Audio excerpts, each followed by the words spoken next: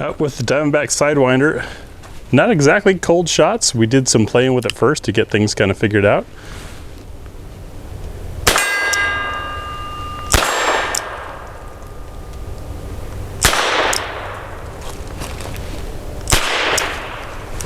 Trying at, of course, our reduced size stub, which is 20 yards or so away. About 15 yards.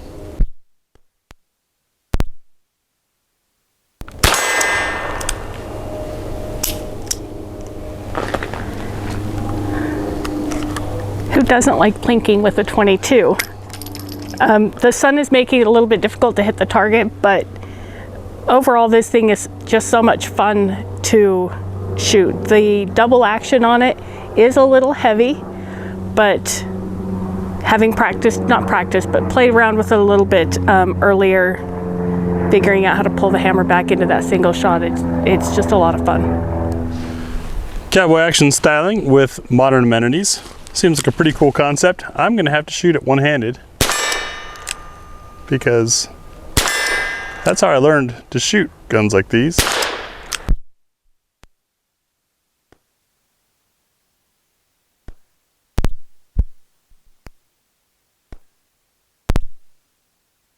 In fact, we couldn't hit our little 22 spinner, so we might have to forego the spinner.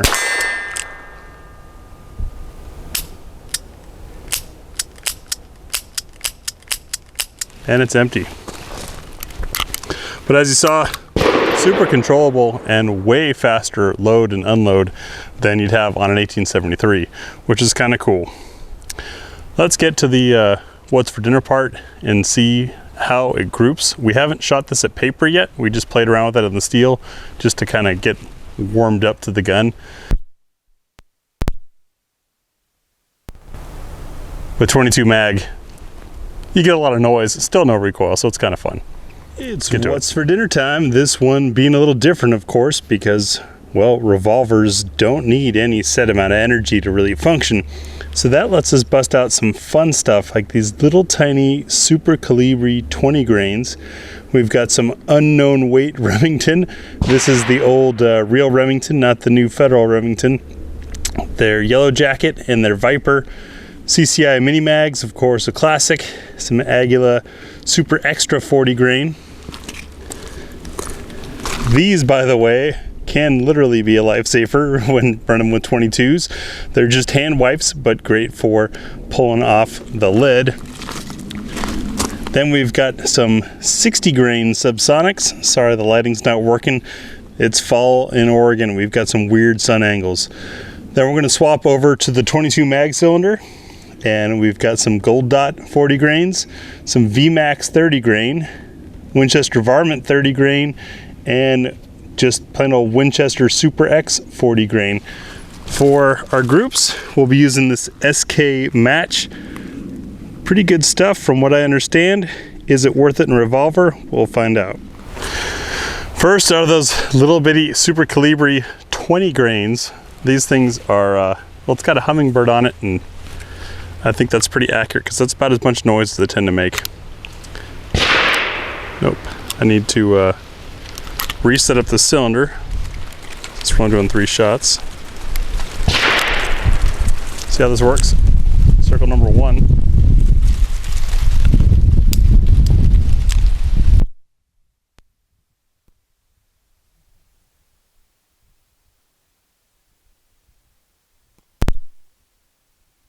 Seeing why I've been missing so much.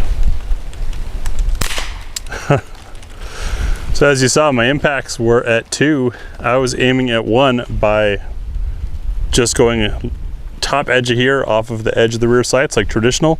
So it looks like I'm probably gonna need to bring that nose up a bit. Now onto the Remington Yellow Jacket. Unknown bullet weight, but it doesn't matter because that company is gone. I'm gonna try pulling the nose up a bit, see if that helps.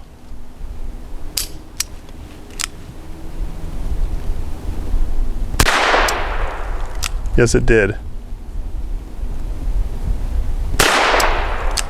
And as I'm sure you guys can hear, This load actually has a little bit of ooey to it.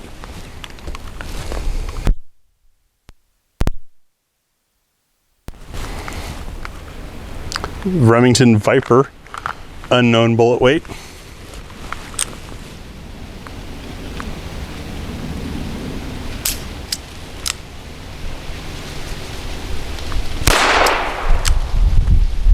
It's got a good feel to it.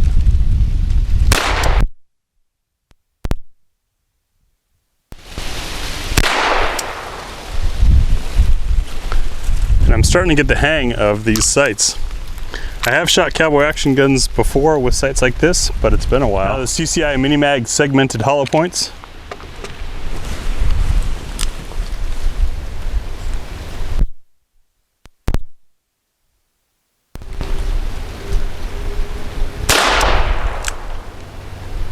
Wow, that one was a flyer for sure.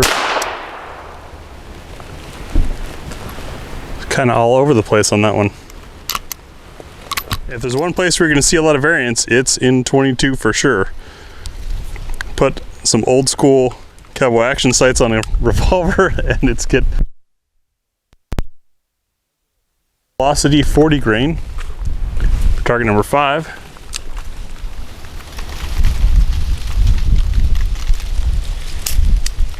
That was a perfect shot.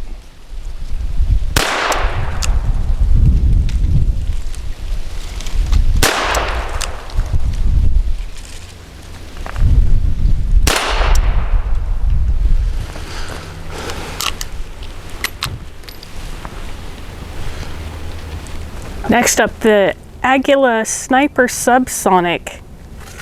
One of these had a little bit of trouble seating. 60 grain. 60 grain, I didn't see that part. Circle 6.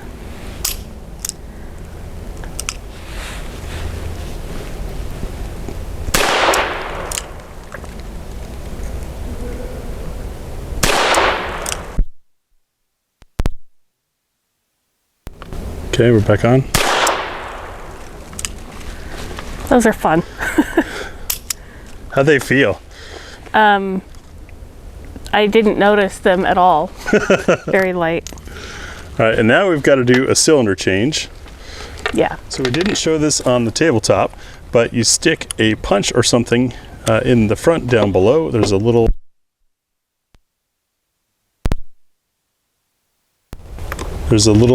pin that you've got to depress, and it's spring loaded.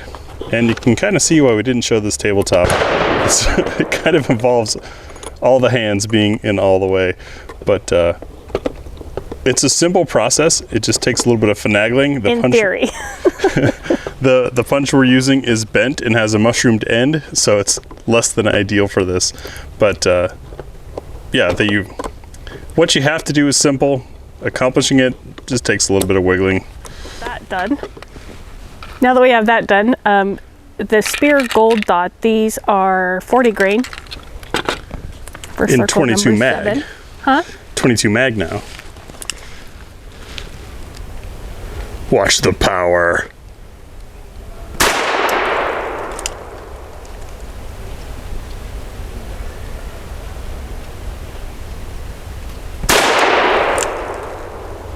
It's actually like a real gun. Recoil like one. That one I felt a little bit of flip, and I had some side alignment problems maybe. These sights are kind of tricky.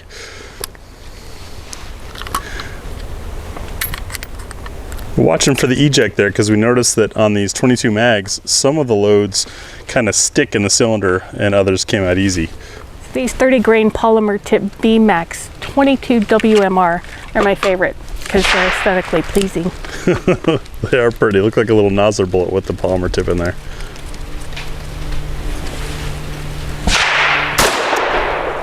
And some percussion. Still don't feel it in the recoil though. And one of the things I've always loved about the grip angle on these is that curve just kind of lets recoil pass through your hand. It doesn't.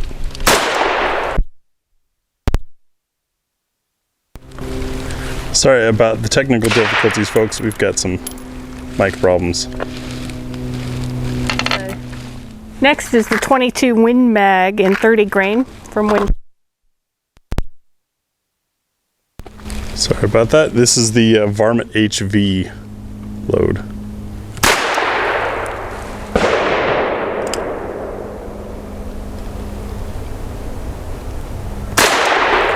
Definitely feel that one.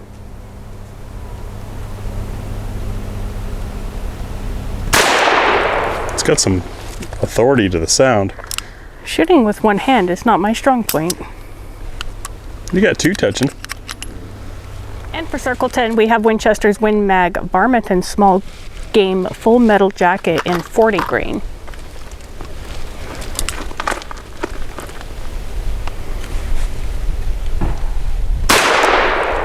Whew. That definitely has a little bit more authority out of the end. Did I spin that the wrong way? Ah.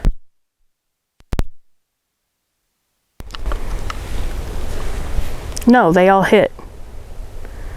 But they did not all detonate. Give them another try.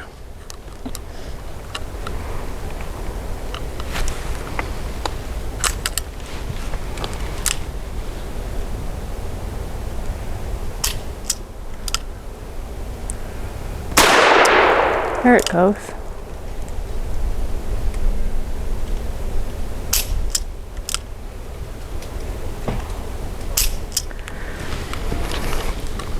Well, it looks like 2 out of 3 for the gray box Winchester.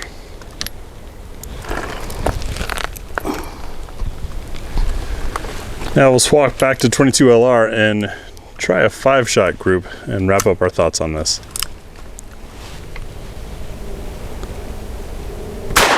Oh, she got it. Interesting. Yeah, rimfire's rimfire, even if you're paying a boatload for 22 mag. So for 5 shots from the distance we're shooting from 7 for yards. accuracy, I'll be shooting at the right circle square. And this is using that SK rifle match. High-end stuff, probably meant for the 22 precision shooters.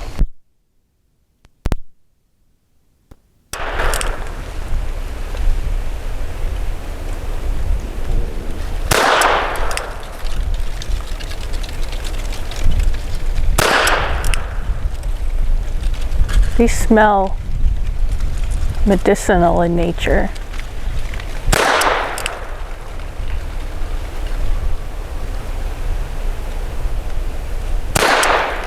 Also using that SK rifle match. It's funny, for match ammo you'd think they'd list the bullet weight, but they don't. Left circle square. Old-fashioned one hand.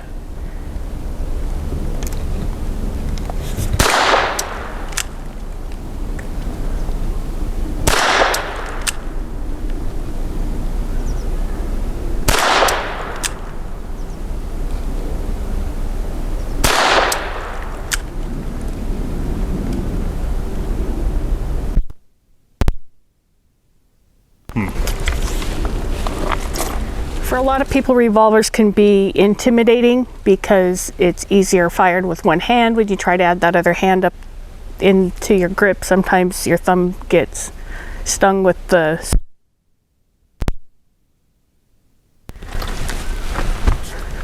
cylinder. But this one is just a pleasure, no matter what we were running through it, whether it was the mags or the 22, just regular 22. It's fun to shoot. Learning the sights, you know, just getting over that hump made it even more fun. My likes and dislikes of the Sidekick. It is certainly a lot of fun. It's a handy size and weight, makes it really comfortable to shoot. The sights we're having some issues with.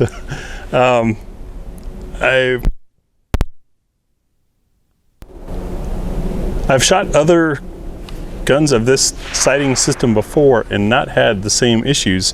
I don't know if I'm out of practice. Usually throughout the course of a morning of filming and shooting like this, we learn whatever sights are on there.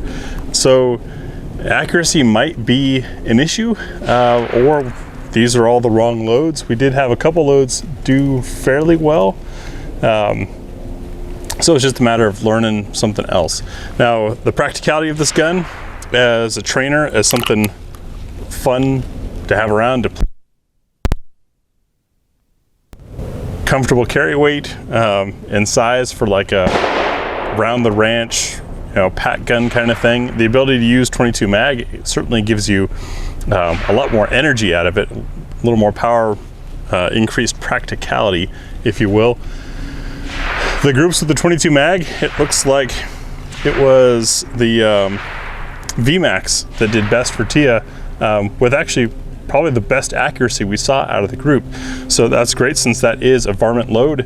This is a practical varmint gun with something like that. So I appreciate Diamondback being willing to do something different. They surprised us all with their DBX, and now with a revolver that looks like an 1873, but brings you the 9 rounds and modern flip out cylinder features while still having all those old school aesthetics. So good on Diamondback for that. Kind of a fun piece. As with all 22s, what you want to do with it, that really is going to be the basis of whether or not something like this is practical for you. Thanks for watching.